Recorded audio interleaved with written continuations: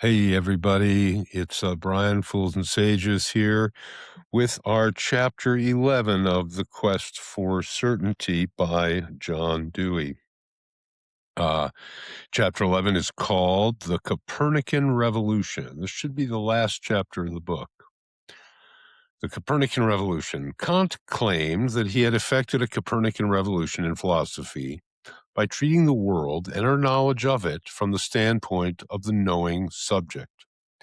To most critics, the endeavor to make the known world turn on the constitution of the knowing mind seems like a return to an ultra-Ptolemaic system. But Copernicus, as Kant understood him, effected a straightening out of astronomical phenomena by interpreting their perceived movements from their relation to the perceiving subject, instead of treating them as inherent in the things perceived. The revolution of the sun about the earth as it offers itself to sense perception was regarded as due to the conditions of human observation and not to the movements of the sun itself. Disregarding the consequences of the changed point of view, Kant settled upon this one feature as characteristic of the method of Copernicus. He thought he could generalize this feature of Copernican method and thus clear up a multitude of philosophical difficulties by attributing the facts in question to the constitution of the human subject in knowing. That the consequence was Ptolemaic rather than Copernican is not to be wondered at. In fact, the alleged revolution of Kant consisted in making explicit what was implicit in the classical tradition.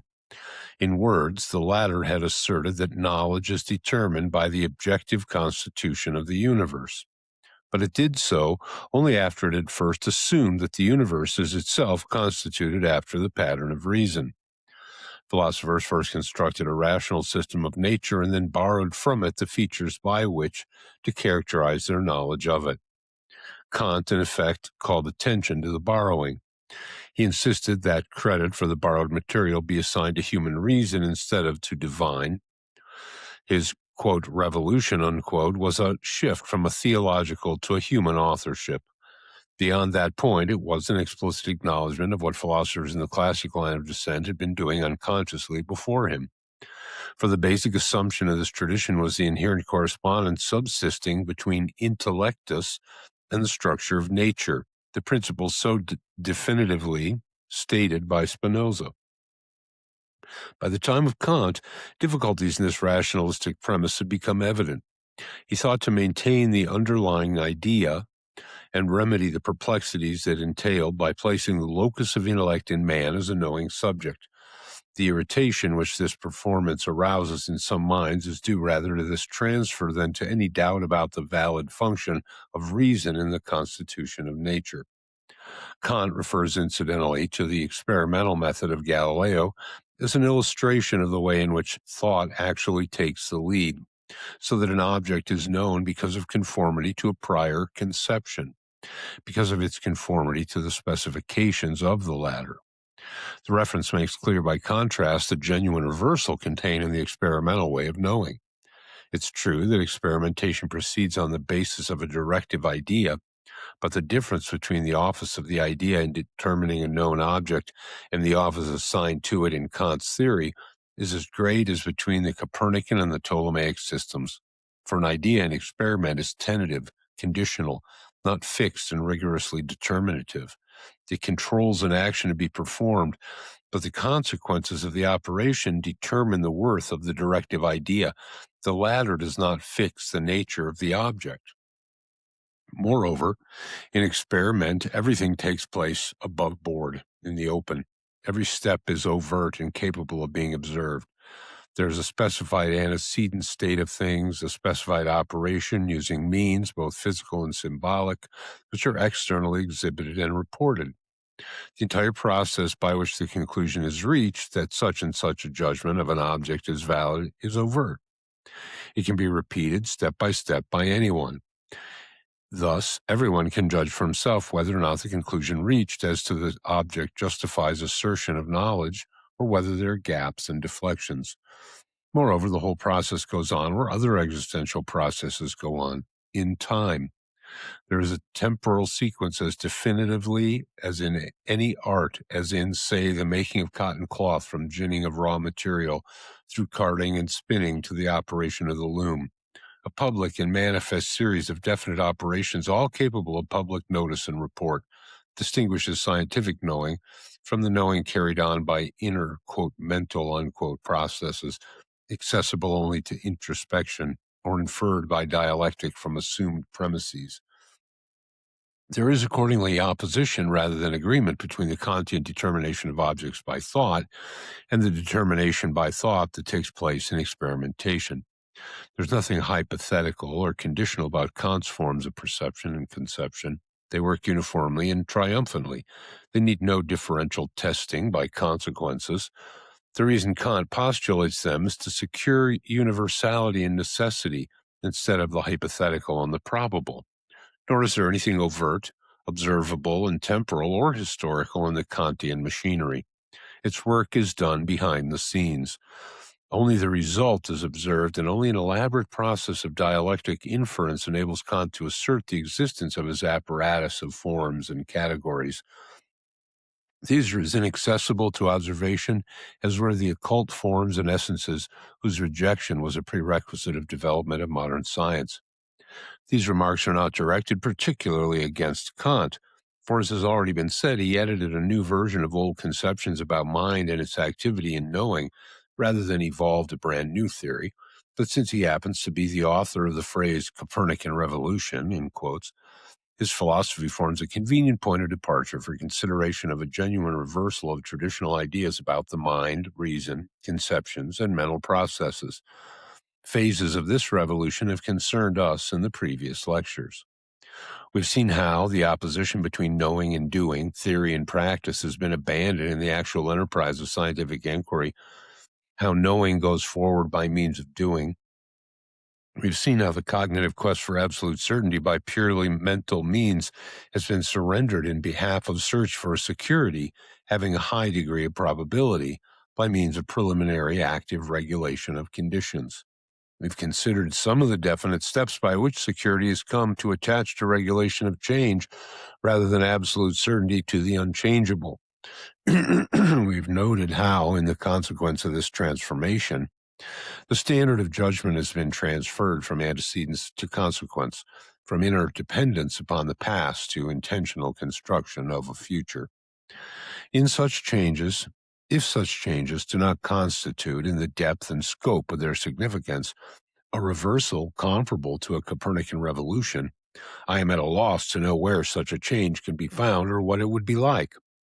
The old center was mind knowing by means of an equipment of powers complete within itself and merely exercised upon an antecedent external material equally complete in itself. The new center is indefinite interactions taking place within a course of nature which is not fixed and complete, but which is capable of direction to new and different results through the mediation of intentional operations. Neither self nor world, neither soul nor nature, in the sense of something isolated and finished in its isolation, is the center, any more than either earth or sun is the absolute center of a single universal and necessary frame of reference. There is a moving whole of interacting parts. A center emerges wherever there is effort to change them in a particular direction. The reversal has many phases, and these are interconnected. It cannot be said that one is more important than another, but one change stands out with an extraordinary distinctness. Mind is no longer a spectator beholding the world from without and finding its highest satisfaction in the joy of self-sufficing contemplation. The mind is within the world and is a part of the latter's own ongoing process. It is marked off as mind by the fact that wherever it is found, change takes place in a directed way, so that a movement in a definite one-way sense, from the doubtful and confused to the clear, resolved, and settled, takes place. From knowing as an outside beholding to knowing as an active participant in the drama of an on-moving world is the historical transition whose record we have been following. As far as philosophy is concerned, the first direct and immediate effect of the shift from knowing which makes a difference to the knower but none in the world, to knowing which is a directed change within the world, is the complete abandonment of what we may term the intellectualist fallacy. By this is meant something which may also be termed the ubiquity of knowledge as a measure of reality. Of the older philosophies, framed before experimental knowing had made any significant progress, it may be said that they made a definite separation between the world in which man thinks and knows and the world in which he lives and acts. In his needs and in the acts that spring from them, man was a part of the world, a sharer in its fortunes, sometimes willingly, sometimes perforce. He was exposed to its vicissitudes and at the mercy of its irregular and unforeseeable changes. By acting in and upon the world, he made his earthly way, sometimes failing, sometimes achieving. He was acted upon by it, sometimes carried forward to unexpected glories, and sometimes overwhelmed by its disfavor. Being unable to cope with the world in which he lived, he sought some way to come to terms with the universe as a whole. Religion was, in its origin, an expression of this endeavor. After a time, a few persons with leisure and endowed by fortune with immunity from the rougher impacts of the world discovered the delights of thought and inquiry. They reached the conclusion that through rational thought they could rise above the natural world in which, with their body and those mental processes that were connected with the body, they lived. In striving with the inclemencies of nature, suffering its buffetings, wresting sustenance from its resources, they were parts of nature. But in knowledge, true knowledge, which is rational, occupied with objects that are universal and immutable, they escaped from the world of vicissitude and uncertainty. They were elevated above the realm in which needs are felt and laborious effort imperative. In rising above this world of sense and time, they came into rational communion with the divine, which was untroubled and perfect mind. They became true participants in the realm of ultimate reality. Through knowledge, they were without the world of chance and change, and within the world of perfect and unchanging being. How far this glorification by philosophers and scientific investigators of a life of knowing apart from and above a life of doing might have impressed the popular mind without adventitious aid, there's no saying. But external aid came. Theologians of the Christian Church adopted this view in a form adapted to their religious purposes. The perfect and ultimate reality was God. To know him was eternal bliss. The world in which man lived and acted was a world of trials and troubles to test and prepare him for a higher destiny. Through thousands of ways, including histories and rites, with symbols that engage the emotions and imagination, the essentials of the doctrine of classic philosophy filtered their way into the popular mind. It would be a one-sided view which held that this story gives the entire account of the elevation of knowing and its object above practical action and its objects. The contributing cause was found in the harshness, cruelties, and tragic frustrations of the world of action. Were it not for its brutalities and failures, the motive for seeking refuge in a higher realm of knowledge would have been lacking. It was easy and, as we say, natural, quote unquote, to associate these evils with the fact that the world in which we act is a realm of change. The generic fact of change was made absolute in the source of all the troubles and defects of the world in which we directly live. At the very best, good and excellence are insecure in a world of change. Good can be securely at home only in a realm of fixed, unchanging substance. When the source of evil was once asserted to reside in the inherent deficiencies of a realm of change, responsibility was removed from human ignorance, incapacity, and insusceptibility. It remained only to change our own attitude and disposition to turn the soul from perishable things toward perfect being. In this idea, religion stated in one language precisely what the great philosophic traditions stated in another. Nor is this the whole of the story. There was, strangely enough, a definitely practical ground for the elevation of knowledge above doing and making. Whenever knowledge is actually obtained, a measure of security through ability to control ensues. There's a natural inclination to treat value as a measure of reality. Since knowledge is the mode of experience that puts in our hands the key to controlling other dealings with experienced objects, it has a central position. There is no practical point gained in asserting that a thing is what it is experienced to be, apart from knowledge. If a man has typhoid fever, he has it. He does not have to search for it or pry into it. But to know it, he does have to search. To thought, to intellect, the fever is what it is known to be. For when it is known, the various phenomena of having it, the direct experiences, fall into order. We have at least that kind of control called understanding. And with this comes the possibility of a more active control. The very fact that other experiences speak, so to say, for themselves, makes it unnecessary to ask what they are. When the nature of an existence is in doubt and we have to seek for it, the idea of reality is consciously present. Hence, the thought of existence becomes exclusively associated with knowing. Other ways of experiencing things exist so obviously that we do not think of existence in connection with them. At all events, whatever the explanation, the idea that cognition is the measure of the reality found in other modes of experience is the most widely distributed premise of philosophies. The equation of the real and the known comes to explicit statement in idealistic theories.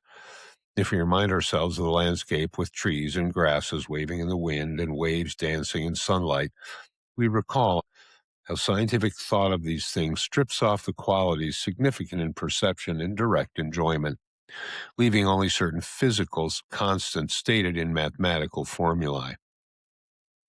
What is more natural, then, than to call upon mind to reclothe by some contributory act of thought or consciousness the grim skeleton offered by science? Then, if only it can be shown that mathematical relations are themselves a logical construction of thought, the knowing mind is instated as the constitutive author of the whole scheme. Realistic theories have protested against doctrines that make the knowing mind the source of the thing known, but they've held to a doctrine of a partial equation of the real and the known. Only they have read the equation from the side of the object instead of the subject. Knowledge must be the grasp or vision of the real as it, quote, is in itself, unquote, while emotions and affections deal with it as it is affected with an alien element supplied by the feeling and desiring subject. The postulate of the unique and exclusive relation among experienced things of knowledge and the real is shared by epistemological idealists and realists. The meaning of a Copernican reversal is that we do not have to go to knowledge to obtain an exclusive hold on reality. The world as we experience it is a real world, but it is not in its primary phase a world that is known, a world that is understood and is intellectually coherent and secure. Knowing consists of operations that give experienced objects a form in which the relations upon which the onward course of events depends are securely experienced.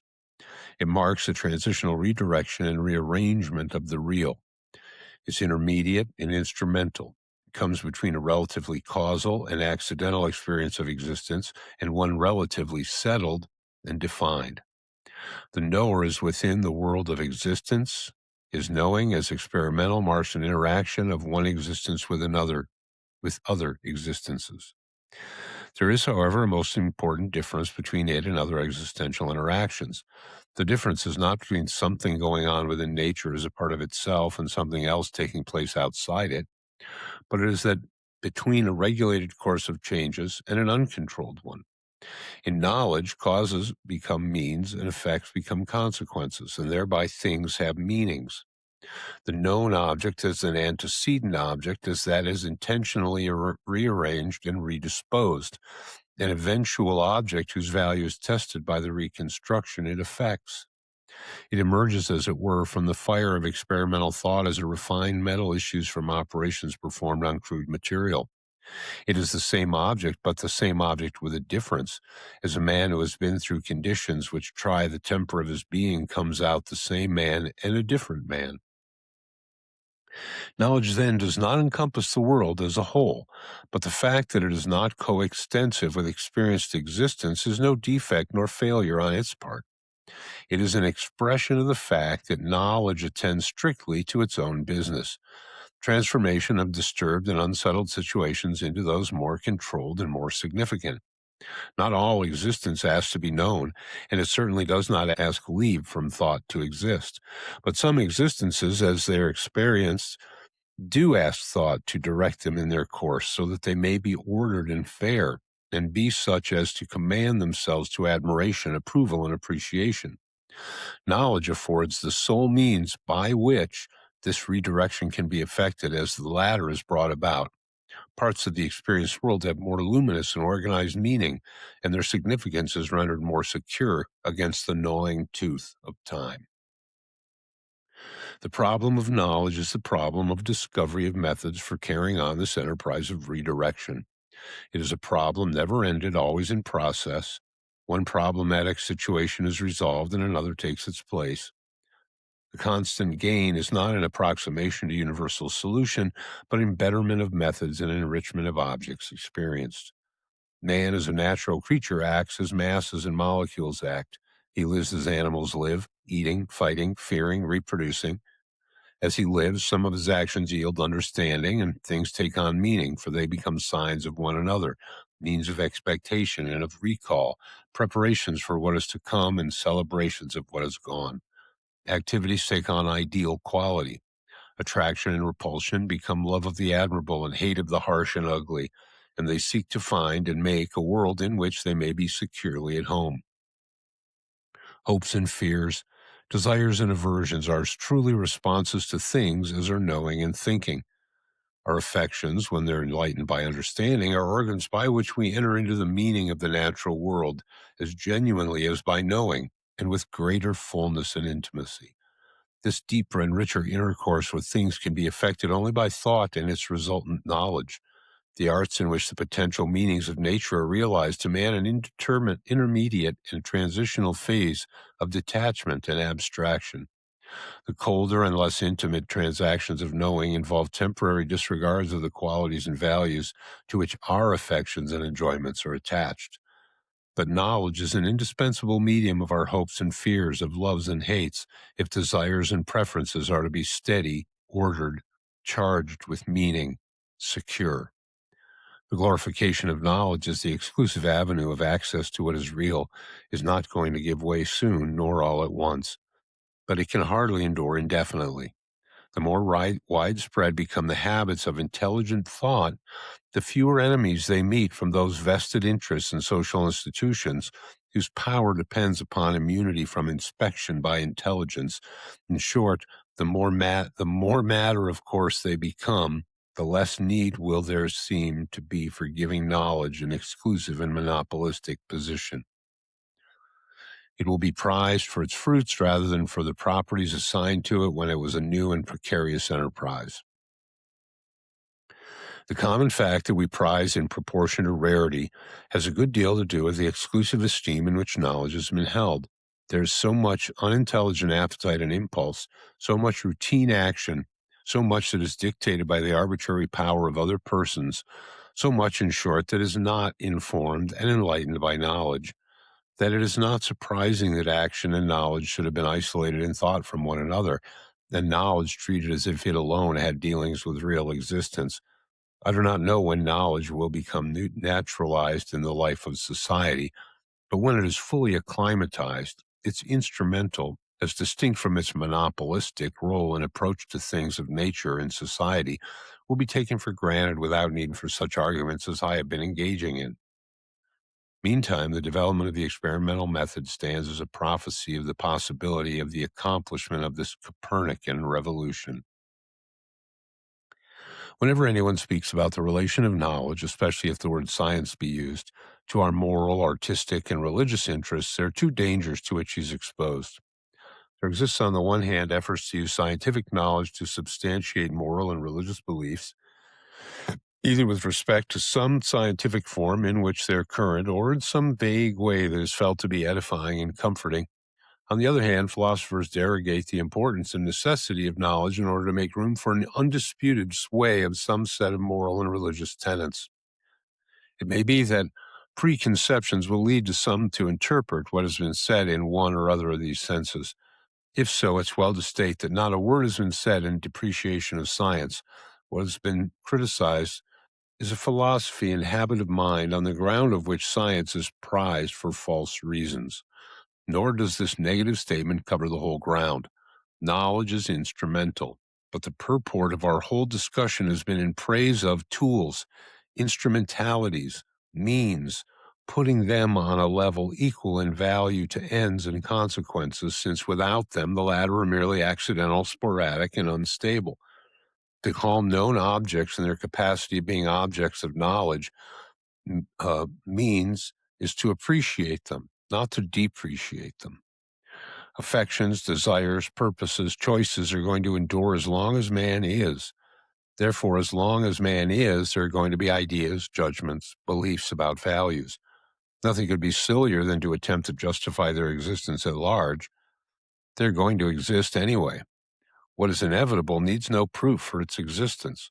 But these expressions of our nature need direction, and direction is only possible through knowledge. When they're informed by knowledge, they themselves constitute, in their directed activity, intelligence and operation. Thus, as far as concerns particular value beliefs, particular moral and religious ideas and creeds, the import of what has been said is that they need to be tested and revised by the best knowledge at command.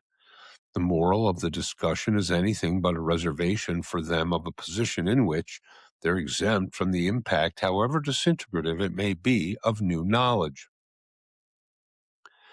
The relation between objects as known and objects with respect to value is that between the actual and the possible.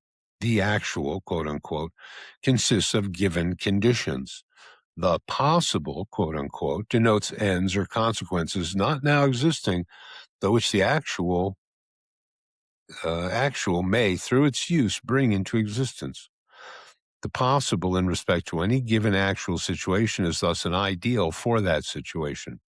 From the standpoint of operational definition of thinking in terms of action, the ideal and the possible are equivalent ideas. Idea and ideal have more in common than certain letters of the alphabet. Everywhere an idea in its intellectual content is a projection of what something existing may come to be. One may report a quality already sensed in a proposition, as when standing before the fire I remark upon how hot it is. When seeing something at a distance, I judge without sensible contact that it must be hot. Hot expresses a consequence which I infer would be experienced if I were to approach close enough. It designates a possibility of what is actually there in experience. The instance is a trivial one, but it sets forth what happens in every case where any predicate, whether a quality or relation, expresses an idea rather than a sensibly perceived characteristic. The difference is not between one mental state called a sensation and another called an image. It's between what is experienced as being already there and what remarks a possibility of being experienced. If we agree to leave out the eulogistic savor of, quote, ideal, unquote, and define it in contrast with the actual, the possibility denoted by an idea is the ideal phase of the existent. The problem of the connection or lack of connection of the actual and the ideal has always been the central problem of philosophy in its metaphysical aspect, just as the relation between existence and idea has been the central theme of philosophy on the side of the theory of knowledge. Both issues come together in the problem of the relation of the actual and the possible. Both problems are derived from the necessities of action, if that is to be intelligently regulated. Assertion of an idea or of an ideal, if it is genuine, is a claim that it is possible to modify what exists so that it will take on a form possessed of specifiable traits. This statement, as it relates to an idea, to the cognitive aspect, takes us back to what has been said about ideas as designations of operations and their consequences. Its bearing upon the ideal concerns us at this point. In this basic problem of the relation of the actual and ideal, classic philosophies have always attempted to prove that the ideal is already and eternally a property of the real. The quest for absolute cognitive certainty has come to a head in the quest for an ideal, which is one with the ultimately real. Men have not been able to trust either the world or themselves to realize the values and qualities which are the possibilities of nature. The sense of incompetency and the sloth born of desire for irresponsibility have combined to create an overwhelming longing for the ideal and rational as an antecedent possession of actuality, and consequently something upon which we can fall back for emotional support in times of trouble. The assumption of the antecedent inherent identity of actual and ideal has generated problems which have not been solved. It is the source of the problem of evil not merely in the moral sense, but in that of the existence of defect and aberration, of uncertainty and error, of all deviation from the perfect. If the universe is in itself ideal, why is there so much in our experience of it which is so thoroughly unideal? Attempts to answer this question have always been compelled to introduce lapse from perfect being, some kind of fall to which is due the distinction between noumena and phenomena, things as they really are and as they seem to be. There are many versions of this doctrine. The simplest, though not one which has most commended itself to most philosophers, is the idea of the fall of man, a fall which, in the words of Cardinal Newman, has implicated all creation in an aboriginal catastrophe. I'm not concerned to discuss them and their respective weaknesses and strengths. It's enough to note that the philosophies which go by the name of idealism are attempts to prove by one method or another, cosmological, ontological, or epistemological, that the real and the ideal are one, while at the same time they introduce qualifying additions to explain why, after all, they are not one. There are three ways of idealizing the world. There's the idealization through purely intellectual and logical processes in which reasoning alone attempts to prove that the world is characters that satisfy our highest aspirations. There are, again, moments of intense emotional appreciation when, through a happy conjunction of the state of the self and of the surrounding world, the beauty and harmony of existence is disclosed in experiences which are the immediate consummation of all for which we long. Then there is an idealization through actions that are directed by thought, such as are manifested in the works of fine art, and in all human relations perfected by loving care. The first path has been taken by many philosophies. The second, while it lasts, is the most engaging. It sets the measure of our ideals of possibilities that are to be realized by intelligent endeavor, but its objects depend upon fortune and are insecure. The third method represents the way of deliberate quest for security of the values that are enjoyed by grace in our happy moments. That in fortunate moments, objects of complete and approved enjoyment are had is evidence that nature is capable of giving birth to objects that stay with us as ideal. Nature thus supplies potential material for embodiment of ideals. Nature, if I may use the locution, is idealizable. It lends itself to operations by which it is perfected. The process is not a passive one. Rather, nature gives, not always freely, but in response to search, means and material by which the values we judge to have supreme quality may be embodied in existence. It depends upon the choice of man whether he employs what nature provides and for what ends he uses it. Idealism of this type is not content with dialectical proofs that the perfect is already and immutably in being, either as a property of some higher power or as an essence. The emotional satisfactions and encouragements thus supplied are not an adequate substitute for an ideal which is projected in order to be a guide of our doings. While the happy moment brings us objects to admire, approve, and revere, the security and extent in which the beautiful, the true, and the revered qualify the world depend upon the way in which our own affections and desires for that kind of world engage activities. Things loved, admired, and revered, things that spiritualistic philosophies have seized upon as the defining characters of ultimate being, are genuine elements of nature, but without the aid and support of deliberate action based on understanding of conditions, they're transitory and unstable, as well as narrow and confined in the number of those who enjoy them.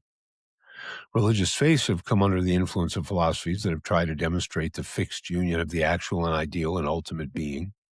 Their interest in persuading to a life of loyalty to what is esteemed good has been bound up with a certain creed regarding historical origins. Religion has also been involved in the metaphysics of substance and has thrown in its lot with acceptance of certain cosmogonies. It has found itself fighting a battle and a losing one with science, as if religion were a rival theory about the structure of the natural world. It's committed itself to assertions about astronomical, geological, biological subject matter, about questions of anthropology, literary criticism, and history. With the advances of sciences in these fields, it has in consequence found itself involved in a series of conflicts, compromises, adjustments, and retreats. The religious attitude is a sense of the possibilities of existence and is devotion to the cause of these possibilities, as distinct from acceptance of what is given at the time, gradually extricates itself from these unnecessary intellectual commitments. But religious devotees rarely stop to notice that what lies at the basis of recurrent conflicts with scientific findings is not this or that special dogma, so much it is alliance with philosophical schemes which hold that the reality and power of whatever is excellent and worthy of supreme devotion depends upon proof of its antecedent existence, so that the ideal of perfection loses its claim over us unless it can be demonstrated to exist in the sense in which the sun and stars exist. Were it not because of this underlying assumption, there could be no conflict between science and religion. The currency of attempts to reconcile scientific conclusions with special doctrines of religion may unfortunately suggest, when such a statement is made, the idea of some infallible recipe for conciliation, but nothing's further from its meaning. It signifies that a religious attitude would surrender once and for all commitment to beliefs about matters of fact, whether physical, social, or metaphysical. It would leave such matters to inquirers in other fields, nor would it substitute in their place fixed beliefs about values, save the one value of the worth of discovering the possibilities of the actual and striving to realize them. Whatever is discovered about actual existence would modify the content of human beliefs about ends, purposes, and goods. But it would and could not touch the fact that we're capable of directing our affection and loyalty to the possibilities resident in the actualities discovered. An idealism of action that's devoted to creation of a future, instead of the staking itself upon propositions about the past, is invincible. The claims of the beautiful to be admired and cherished do not depend upon ability to demonstrate statements about the past history of art. The demand of righteousness for reverence does not depend upon the ability to prove the existence of an antecedent being who is righteous. It's not possible to set forth with any accuracy or completeness just what form religion would take if it were wedded to an idealism of this sort, or just what would happen if it broke away from that quest for certitude in the face of peril and human weakness which has determined its historic and institutional career. But some features of the spirit of the change which would follow may be indicated. Not the least important change would be a shift from the defensive and apologetic position, which is practically compulsory as long as religious faith is bound up with defensive doctrines regarding history and physical nature. For this entanglement subjects it to constant danger of conflict with science. The energy which is thus diverted into defensive positions that have in time to be surrendered would be released for positive activity in behalf of the security of the underlying possibilities of actual life. More important still would be liberation from attachment to dogmas framed in conditions very unlike those in which we live, and the substitution of a disposition to turn to constructive account the results of knowledge. It's not possible to estimate the amelioration that would result if the stimulus and support given to practical action by science were no longer limited to industry and commerce and merely, quote, secular, unquote, affairs. As long as the practical import of the advance of science is confined to these activities, the dualism between the values which religion professes and the urgent concerns of daily livelihood will persist. The gulf between them will continually grow wider, and the widening will not, judging from past history, be at the expense of the territory occupied by mundane and secular affairs. On the contrary, ideal interests will be compelled to retreat more and more to a confined ground. The philosophy which holds that the realm of essence subsists as an independent realm of being also emphasizes that this is a realm of possibilities. It offers this realm as the true object of religious devotion. But by definition, such possibilities are abstract and remote. They have no concern nor traffic with natural and social objects that are concretely experienced. It's not possible to avoid the impression that the idea of such a realm is simply by hypostasizing in a wholesale way of the fact that actual experience has its own possibilities. But in any case, devotion to such remote and unattached possibilities simply perpetuates the otherworldliness of religious tradition, although its other world is not one supposed to exist. Thought of it as a refuge, not a resource. It becomes effective in relation to the conduct of life only when separation of essence from existence is canceled. When essences are taken to be possibilities to be embodied through action in concrete objects of secure experience. Nothing is gained by reaching the latter through a circuitous course. Religious faith, which attaches itself to the possibilities of nature and associated living, would, with its devotion to the ideal, manifest piety towards the actual. It would not be querulous with respect to the defects and hardships of the latter. Respect and esteem would be given to that which is the means of realization of possibilities, and to that in which the ideal is embodied, if it ever finds embodiment.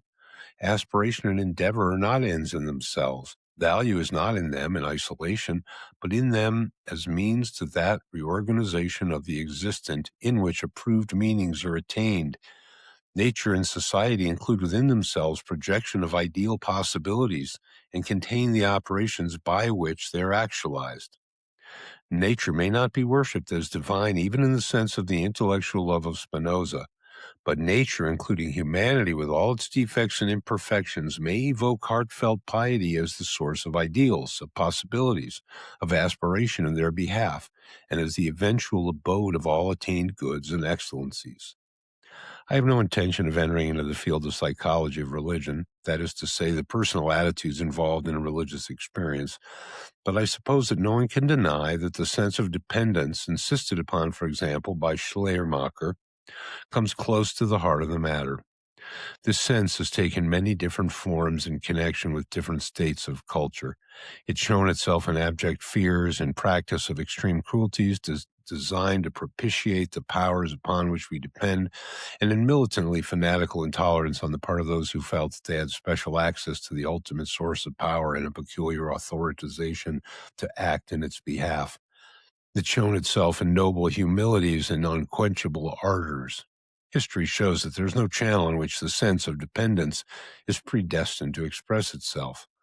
But of the religious attitude which is allied to acceptance of the ideally good as the to-be-realized possibilities of existence, one statement may be made with confidence.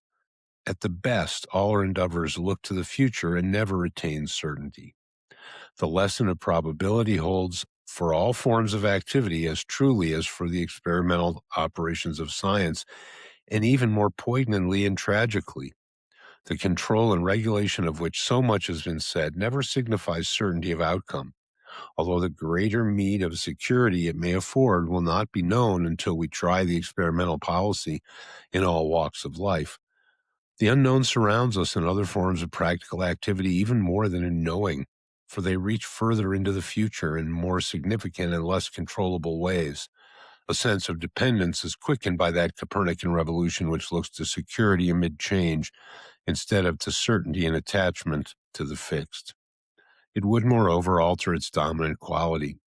One of the deepest of moral traditions is that which identifies the source of moral evil as distinct from retrievable error with pride, and which identifies pride with isolation. This attitude of pride assumes many forms. It's found among those who profess the most complete dependence, often preeminently among them. The pride of the zealously devout is the most dangerous form of pride. There's a divisive pride of the learned as well as of family, wealth, and power. The pride of those who feel themselves learned in the express and explicit will of God is the most exclusive. Those who have this pride, one that generates an exclusive institutionalism and then feeds and sustains itself through its connection with an institution claiming spiritual monopoly, feel themselves to be special organs of the divine, and in its name claim authority over others. Historic isolation of the church from other social institutions is the result of this pride. The isolation, like all denials of interaction and interdependence, confines to special channels the power of those who profess special connection with the ideal and spiritual. In condemning other modes of human association to an inferior position and role, it breeds irresponsibility in the latter. This result is perhaps the most serious of the many products of that dualism between nature and spirit in which isolation of the actual and the possible eventuates. The sense of dependence that's bred by recognition that the intent and effort of man are never final, but are subject to the uncertainties of an indeterminate future, would render dependence universal and shared by all. It would terminate the most corroding form of spiritual pride and isolation, that which divides man from man at the foundation of life's activities. A sense of common participation in the inevitable uncertainties of existence would be coeval with a sense of common effort and shared destiny. Men will never love their enemies until they cease to have enmities. The antagonism between the actual and the ideal, The spiritual and the natural is the source of the deepest and most injurious of all enmities. What has been said might seem to ignore the strength of those traditions in which are enshrined the emotions and imaginations of so many human beings, as well as the force of the established institutions by which these traditions are carried. I am, however, engaged only in pointing out the possibility of a change. This task does not require us to ignore the practical difficulties in the way of realizing it. There is one aspect of these difficulties which is pertinent at this point. It is appropriate to inquire as to the bearing of them upon the future office of philosophy. The philosophy committed a rational demonstration of the fixed and antecedent certainty of the ideal, with a sharp demarcation of knowledge and higher activity from all forms of practical activity, is a philosophy which perpetuates the obstacles in the way of realization of the possibility that has been pointed out. It is easy both to minimize the practical effect of philosophical theories and to exaggerate it. Directly, it is not very great, but as an intellectual formulation and justification of habits and attitudes already obtaining among men, its influence is immense. The vis inertiae of habit is tremendous, and when it is reinforced by a philosophy which also is embodied in institutions, it is so great as to be a factor in sustaining the present confusion and conflict of authorities and allegiances. A final word about philosophy is then in place. Like religion, it's come into conflict with the natural sciences, or at least its path has diverged increasingly from theirs since the 17th century. The chief cause of the split is that philosophy is assumed for its function and knowledge of reality. This fact makes it a rival instead of a complement to the sciences. It has forced philosophy into claiming a kind of knowledge which is more ultimate than theirs. In consequence, it has, at least in its more systematic forms, felt obliged to revise the conclusions of science to prove that they do not mean what they say, or that in any case they apply to a world of appearances instead of to the superior reality to which philosophy directs itself. Idealistic philosophies have attempted to prove from an examination of the conditions of knowledge that mind is the only reality. What does it matter, they've said, in effect, if physical knowledge recognizes only matter, since matter itself is mental? Idealisms, in proving that the ideal is once for all the real, has absolved itself from the office, more useful if humbler, of attempting that interpretation of the actual by means of which values could be made more extensive and more secure.